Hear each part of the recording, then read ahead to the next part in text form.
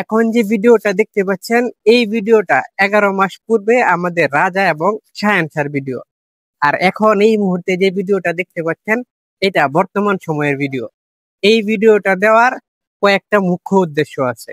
মুখ্য উদ্দেশ্য হলো 11 মাসে আমাদের রাজা এবং শায়ান স্যার কতটুকু পরিবর্তন হয়েছে এই বিষয়টা আপনারা সরাসরি দেখবেন, এবং এই 11 মাস দীর্ঘ সময় পার হইতে সামনে কি কি বাধার সম্মুখীন হয়েছি এই বিষয়টা এই ভিডিওতে ক্লিয়ার করব।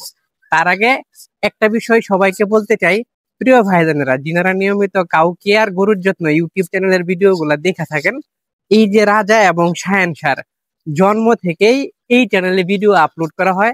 আপনারা নিয়মিত এই ভিডিও গুলা নিশ্চয়ই দেখেছেন, এই জন্য আপনাদেরকে অন্তরের অন্তঃস্থল থেকে অসংখ্য ধন্যবাদ।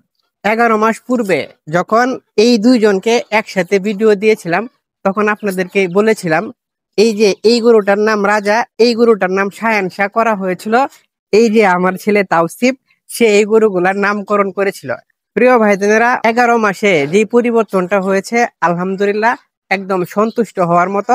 এরপরেও যে ভাইজানেরা আমাকে ভালোবাসেন কমেন্টে একটু জানাবেন তাদের পরিবর্তনটা কতটুকু সন্তুষ্টজনক হয়েছে। এই যে এটা হলো আমাদের শায়ান শাহ, এটা হলো বকনা বাছুর। এই 11 মাস পার হইতে এই বকনা বাছুরের উপর বেশ বড় বড় দুইটা জ্বর গেছে। বড় দুইটা জ্বরের মধ্যে একটা হলো এই যে এখনো তার শরীরে ছোট ছোট দাগ আছে, অসংখ্য দাগ দেখতে পাওয়া যাচ্ছে। এটা হলো lumpy skin disease. Lumpy skin disease রোগটা হয়েছিল তার 5 মাস বয়সে। তখন অনেকেই ভিডিও দেখে থাকবেন, তার মাংস একদম সিজার দিয়ে কেটে কেটে ফেলে দিতে হয়েছে। ওই সময় একদম আশাই করা গেছে না যে এই গরুটা কোনোভাবে বাঁচিয়ে রাখা সম্ভব। মহান আল্লাহ তাআলার অশেষ রহমত এবং আপনাদের দুয়ায় এই যে বড় একটা বিপদ থেকে তাকে রিকভার করা গেছে। এরপরে মাঝখানে বেশ কয়েক মাস ভালো যাওয়ার পরেও এই যে কুরবানি ঈদ গেল, এই কুরবানি ঈদের সময় এই গরুটাকে এফএমডি রোগে আক্রান্ত হয়েছিল। এই গরুটা খুরা রোগে আক্রান্ত হয়েছিল। আমার এই খামারের যে কয়টা গরু আছে সব কয়টা গরুই খুরা রোগে আক্রান্ত হয়েছিল। খুরা রোগটা বিশাল মারাত্মক একটা রোগ। আমি এইগুলাকে খুরা রোগের ভ্যাকসিন দেওয়ার জন্য নিয়ে আসছিলাম। দুর্ভাগ্যজনক ভাবে অন্য অন্য ভ্যাকসিন চলাকালীন সময় খুরা রোগের ভ্যাকসিনটা দেওয়ার পূর্বেই এই গরুগুলা খুরা রোগে আক্রান্ত হয়ে গেছিল। বিশেষ করে গরুকে খুরা রোগে এবং লাম্পি স্কিন ডিজিজে যদি আক্রান্ত হয় সেই গরুর গ্রোথ কমে যায়। তারপরও মহান আল্লাহ তাআলার কাছে কোটি কোটি শুকরিয়া যে এত ঝামেলার মধ্যেও আমার গরুগুলা এখন সম্পূর্ণরূপে সুস্থ আছে। আল্লাহর রহমতে এই বকনাটাকে আমি একটা জাত হিসেবে তৈরি করব এবং নিয়মিত কাউকিয়ার গরুর যত্ন ইউটিউব চ্যানেলে এর ভিডিও আপলোড করব। প্রিয় ভাইজানেরা যিনারা নিয়মিত আমার ভিডিও দেখেন আপনারা নিশ্চয়ই দেখতে পাবেন। এখন আসা যাক আমাদের রাজার ব্যাপারে। রাজাকে দেখতে পাচ্ছেন একদম ছোট সময় তার কালারটা ছিল লাল সাদা। অনেকে আবার গুলায় ফেলবেন, মনে করবেন যে এটা ওই বাছুর না।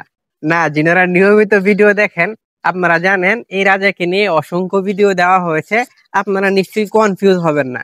কিন্তু যিনারা পূর্বের ভিডিও দেখেন নাই, যিনারা নিয়মিত আমার কাউকিয়ার গরুর যত্নের ভিডিও গুলা দেখেন না, আপনারা একটু কনফিউজ হবেন যে এটার তো কালার ছিল লাল সাদা। বিভিন্ন পারিপার্শ্বিক কারণে তার লাল সাদা যে রংটা ছিল সেটা পরিবর্তন হয়ে এখন সাদা কালা হলিস্টিয়ান ফ্রিজিয়ানের যে কালারটা হয় সেই কালারটাই বহাল রয়েছে। আমাদের রাজার এই পর্যন্ত লাম্পি স্কিন ডিজিজ রোগ হয় নাই। মহান আল্লাহ তাআলার কাছে কোটি কোটি শুকরিয়া।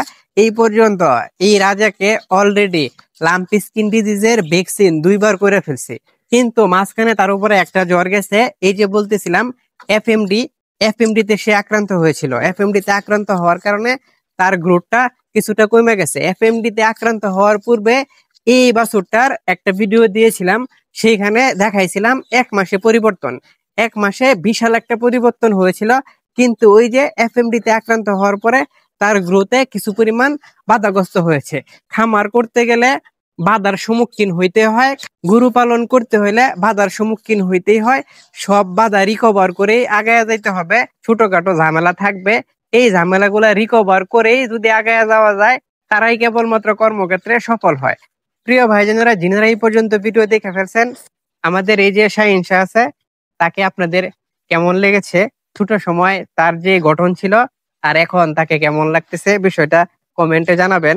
এবং আমাদের যে এই যে রাজা আছে, রাজাকে ছোট সময় দেখেছেন, এখন আজকে আবার দেখতেছেন, ছোট সময় এবং বর্তমানের মধ্যে তার কতটুকু পার্থক্য আছে কমেন্টে জানাবেন।